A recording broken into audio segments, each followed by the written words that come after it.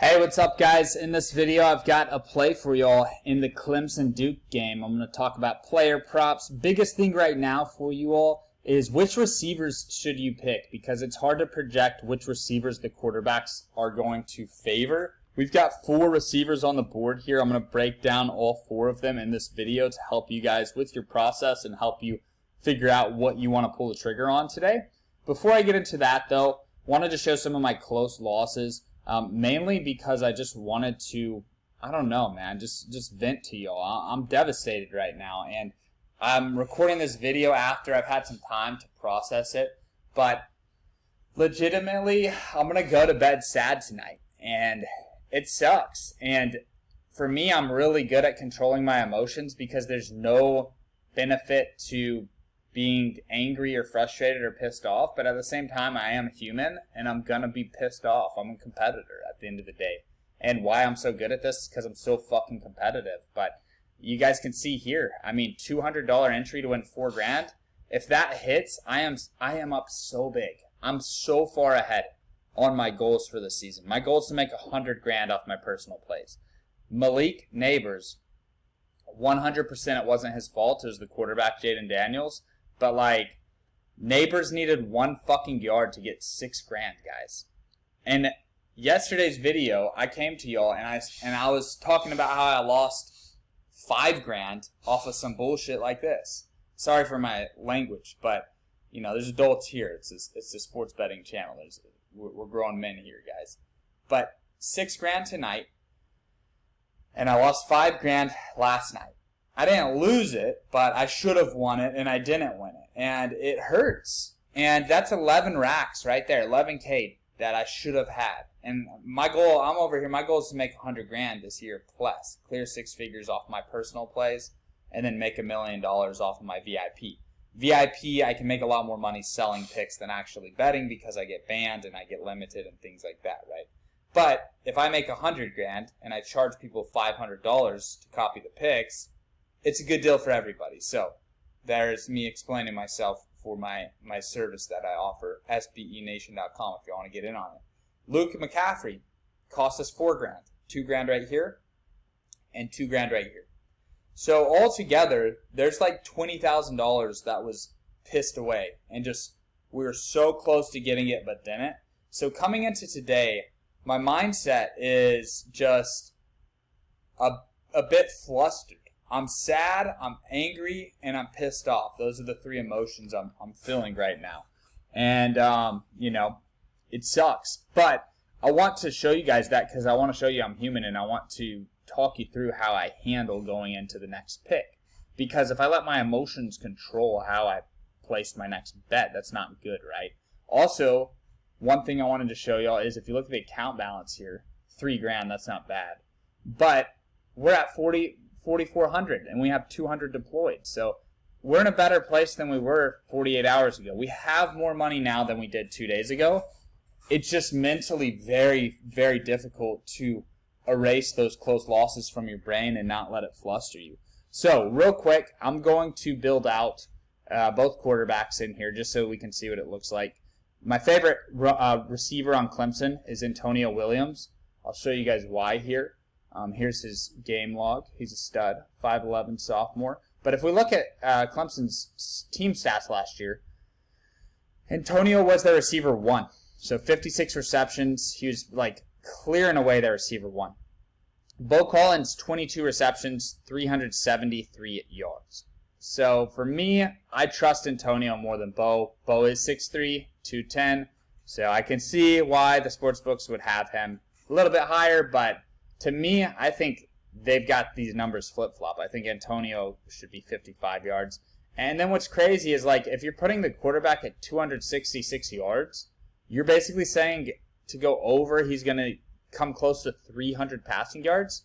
How is his receiver 1 not going to get 50 yards? I shouldn't say that. Because I know there's ways, okay? But you guys get where my brain's at here.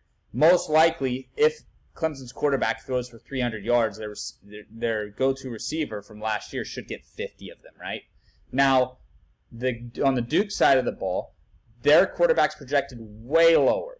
And I would imagine because Clemson's defense is going to be in the backfield, they're going to live in the backfield in this game. So I can see how it's going to be hard for Duke to throw for 200 passing yards. At the same time, I just think that there's a really high chance that Clemson runs away with this game. They want to get the bad taste out of their mouth from last year, kind of disappointing seasons. They had Trevor Lawrence, and they did so well. They had Deshaun Watson, and then DJ Ukulele comes in and just stinks up the joint. Now they've got their guy, Cade Klubnik. He's the guy that's going to get them back on track to the Trevor Lawrence, Deshaun Watson years. And I could just see them making a statement, right? I think that's on the table as a Clemson blowout. It's on the table. I hope it doesn't happen. I hope we get a shootout in triple overtime. But it's on the table. And this game is at Duke, so that, to me, gives Duke way more of a chance to ride that momentum off of the crowd and stay in it. But realistically, we could have a blowout on our hands here, right? If we have a blowout, I think that Duke in the fourth quarter is capable of throwing for 100 yards in the fourth quarter, just trash minutes, down 4 or 5 receptions. Just like we just saw LSU, the last drive, basically FSU gave them a long pass because they weren't really trying that hard to stop them. And whenever you're getting blown out, it's kind of hard to stay under 187 yards. Eventually the Clemson defense will probably soften up in the fourth quarter. So these 4 overs, we go here, take all 4 over, 200 to win 2,000. Now, if we go on a sports book, a good practice for you guys to do if you're placing bets on Prize Picks is to always go to a sports book and get the same exact player props and see what it would pay out. Right here, because it would only pay out $1,174, and I can get 2,000 on Prize Picks, really $1,800 profit. That's $625 more. So Prize Picks is paying us $625 more on a $200 entry. So that's insane. They should be paying like 6x or 7x, and they're paying 10x. So that's a good deal right there. This right here is what I like. This is probably going to be my play. Now, a different angle you can take, because I am concerned with Clemson throwing for 300 yards. Honestly, I'm concerned. That's a lot of freaking yards.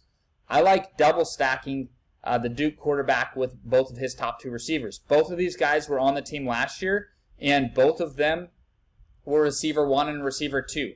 Even though, there's the quarterback, even though Jordan Moore was the receiver 2, he had this one game against Pitt where he had 200 receiving yards.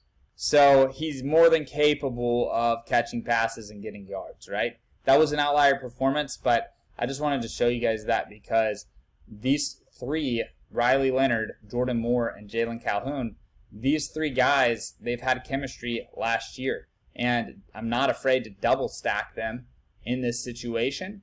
Now, this double stack right here, I think, obviously there's different ways to hit it, but I kind of feel like that game script of Clemson running away with it and Clemson making a statement and blowing them out, I kind of think that helps this. So what I would like to do is make the fantasy score for Will Shipley over. So you go fantasy score Will Shipley over. Basically, if Shipley gets 1 touchdown and 100 yards, he's going to hit this over. He's a guy that can get 100 rushing yards, 50 receiving yards, 3 to 5 receptions, right? He has a lot of ways to get fantasy points. If Clemson goes out and puts up 40 points on Duke, then he's going to go over fantasy score. If they put up 40 points on Duke, I'd expect Duke's passing game to go over 200 yards. So this is a pretty solid combo here.